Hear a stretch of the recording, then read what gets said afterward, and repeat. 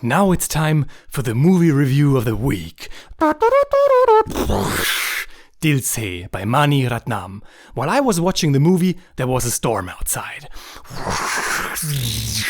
Cats were roaming the streets. And Jimmy Cage was chattering and chattering.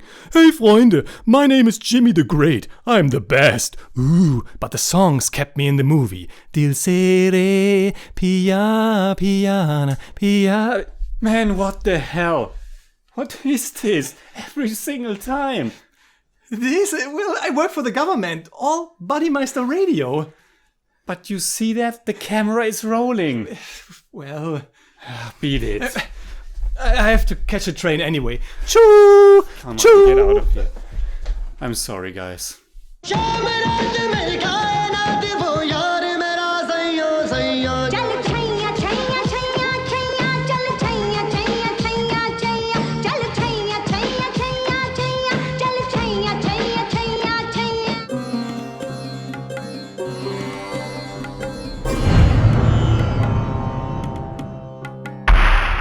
Servus Freunde, my name is Jimmy Cage. And I'm Deniz, the Radiomeister. After Mani Ratnam's 1992 romantic thriller Roja instantly conquered our hearts, we knew we had to come back to his film sooner than later, so we decided to watch Dil Se. Dil Se is a 1998 romantic thriller set in the backdrop of the insurgency in northeast India. It is Mani Ratnam's first Hindi language film and it stars Shah Rukh as a radio executive who falls desperately in love with a mysterious, beautiful stranger played by Manisha Koirala, who turns out to be a revolutionary or terrorist. This film can be regarded as an example of parallel cinema, a movement in Indian cinema that for a long time offered an alternative to the mainstream commercial Indian cinema. Though Dil Se combines commercial elements and incorporates big song and dance sequences, its story revolves around very serious topic matters that directly address the socio-political climate of the time. And it sadly is more relevant than ever, because the climate of the time is also the current climate in the northeast region. Like Roja, a huge aspect of Dil Se is the portrayal of terrorism, and the film is regarded as the final installment of Ratnam's thematic trilogy that consists of Roja and Bombay, which was released in 1995. Now, why have we skipped Bombay then? Well, because we're stupid. And because Dil Se was easily available on Netflix. But we promise to catch up on Bombay in the future. At least we finally get to review a Shah Rukh Khan movie together. Dil Se can be translated as from the heart, and without having seen that many movies with Shah Rukh, I think that's exactly the notion where he shines. Bringing the biggest emotions to the screen, making his face a canvas for love, laughter and sadness. No one cries like Shah Rukh, and it was quite a delight to share his joy, his passion, and also his frustration and total commitment throughout the whole movie. Absolutely, though I have to say it right away, this is one of those movies that really embrace the idea of love on first sight. Now, as someone who actually knows that kind of love, I still can't completely see past the kind of ridiculousness that's inherent with that. But let's talk about that later. Alright.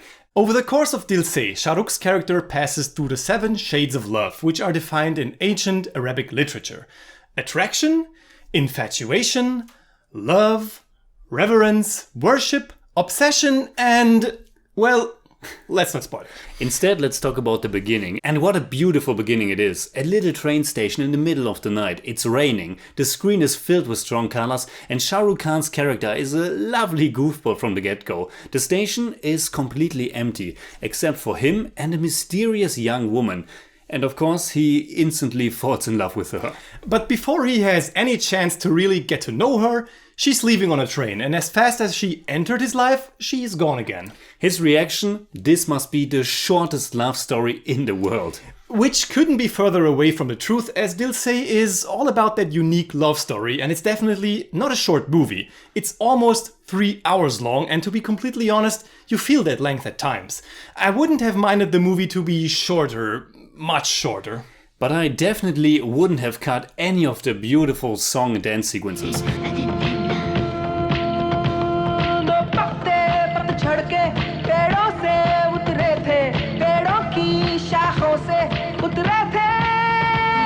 The Director Mani Ratnam often worked with the same people, and Dil Se once again combines his powerful direction with the remarkable camera work of Santosh Sivan and the wonderful music of Ar-Rahman.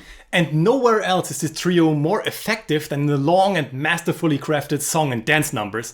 Add Shah Rukh Khan's charm and dance moves to the mix and you have a winner. The song and dance sequences in this movie are probably the best I have ever seen so far. 10 out of 10 for each one of those.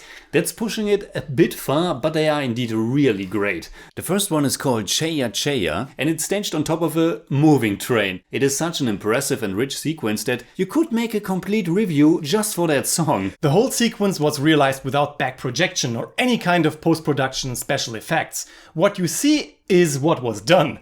A moving train that's passing the mountainous area of Tamil Nadu in southern India, while Shah Rukh Khan dances with the model and actress Malaika Arora and dozens of other dancers on top. Cheya Cheya, which can be translated as Walk in Shade, was composed by Ar-Rahman and written by Gulzar. It is based on Sufi music and Urdu poetry, and the song as well as the music video became huge hits, and it was used many times in other forms of pop culture. Rightfully so. It's a great song and it has had a real 10 out of 10. But my favorite of all the song and dance sequences is Satrangi Re. God damn it, that one is a masterpiece if there ever was one. मेरा जीना जुनू मेरा मरना जुनू अब इसके सिवा नहीं कोई सुकून मेरा जीना जुनू मेरा मरना जुनू. My favorite is still Cheya Cheya, but Satrangi Re is a close second, and all those sequences are used as a platform or stage for the characters' fantasies and desires that are actually not viable in reality. Yes, now let's get into the rest of the movie. It is more than 20 years old by now, and some elements are a little bit awkward in today's day and age. What was regarded as romantic back then can come across as a bit creepy now. Shah Rukh's lovely personality certainly helps to sell this character, but otherwise his vigorous attempts to get close to his crush is borderline stalker territory. It really felt odd at times, especially because Meghna does not show the same affection towards him.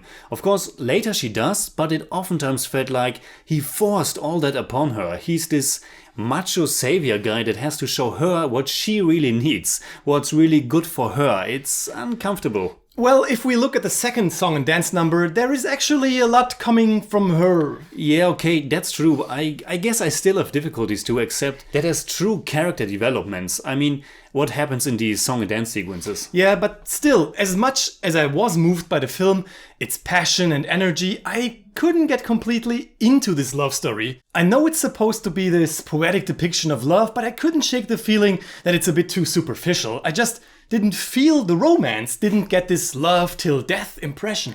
The investment in the story wasn't as big as I wanted it to be, or as I knew it to be from Roja. Roja had a tighter story, the characters simply were more interesting and there weren't as much trivialities going on the side. For example, I love the character of Preeti, but her role is really just that of a sidekick that gets the plot going. She just disappears as soon as that part is done. Yes, it's because of things like that that Dil Se is way too long for my taste. It didn't need to be almost 3 hours long. It's half an hour longer than Roja, and I think, just like you said, many elements could have been streamlined or just written in a different way. And as much as I like Shah Rukh, and I will probably get a lot of hate for that, but he's not always the most suitable or compatible guy for that role.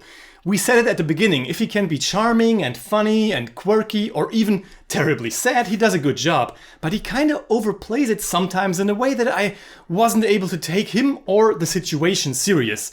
And in a movie like that, with a story like that... But I also have to say that in the end, Dil Se didn't miss its mark.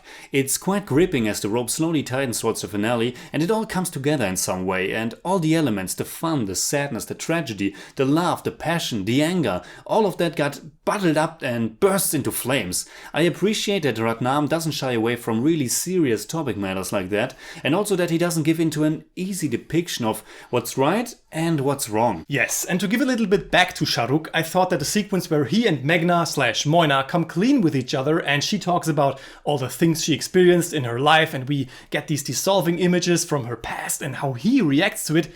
Great scene. I mean, we said it before. The mood, the atmosphere, it's just haunting. Yeah, the colors, the staging, the camera movement, masterfully done.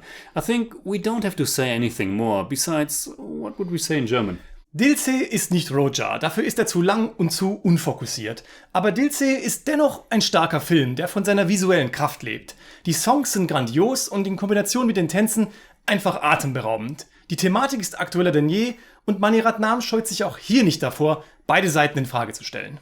I give Dil Se 7 out of 10. It's more like 7.1, but I don't do that. For me, it's also 7 out of 10.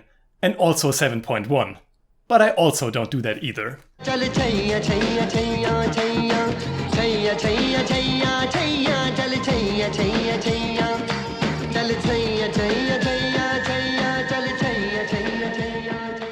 Two out of 3 of this trilogy. I guess we have to watch Bombay very soon. You know, our fans won't let go of that one. Yes, I know, but please people, be patient. One review a week means 52 reviews a year, with some exceptions.